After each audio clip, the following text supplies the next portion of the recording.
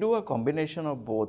We work closely with fintech. In fact, in my schedule, I have dedicated 3 to 4 hours a week to meet new partners, new fintech companies, to exchange ideas, see what is new thing that is happening, see if someone is trying to disrupt the current model, and what are the new offerings that are coming. And from that we get many new ideas and many new partners, and we take advantage of the new things that are taking place in the market. At the same time, in many cases we also realize that they are yet not covered many points, and for them then it becomes a feedback.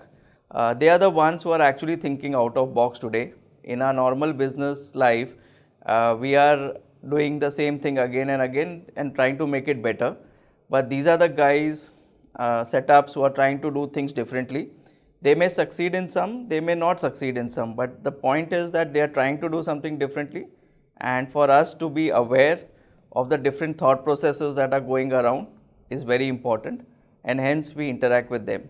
At the same time, we have our own internal technology team, which also comes up with different ideas. So we take a point that ideas is not a domain of any one person or one setup. Ideas can come from anywhere, and how do we make that idea work? So many a times we give them inputs on how to make it work, and then we co-create some new ideas to bring out in the market.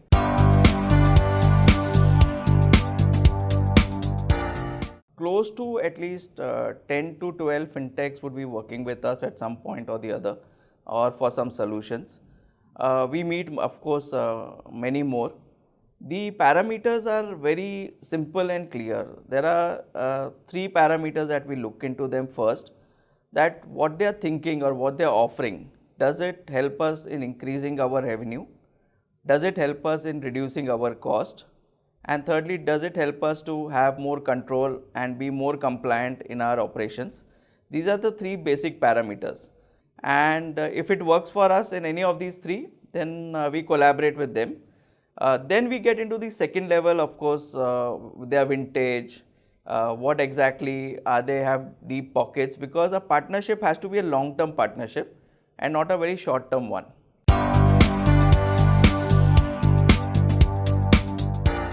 At ICICI Pru AMC, our core software is, the platforms are of course .NET and Oracle, and all the solutions and products revolve around it.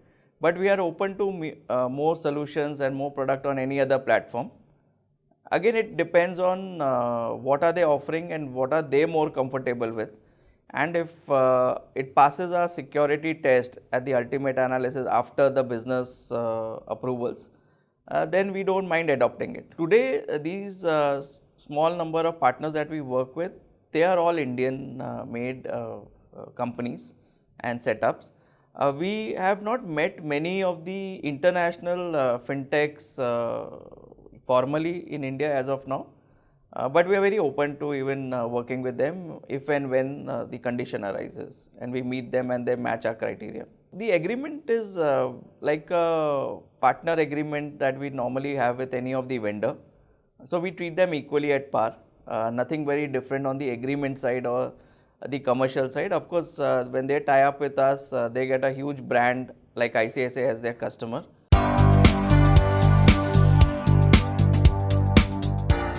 At some point, I feel consolidation will take place. There is also follow the herd mentality that a lot of these fintechs adhere to.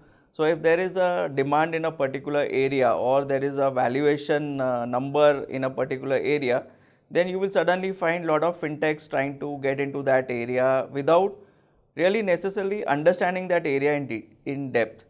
Technology today, the way we are, it's very easy to get into a particular area and find some solution which you can go around and call yourself fintech and try to do. But really solving a business problem or an issue or providing a different experience to a customer is not very easy, because there are a lot of other factors that also needs to be considered, where we find this follow the herd fintech companies don't come up to that mark. They will have shallow products, and they only address specific business case, if I may say so. and therefore I think at beyond a point, because it is easily replicable by bigger players, some of these fintechs will actually move out.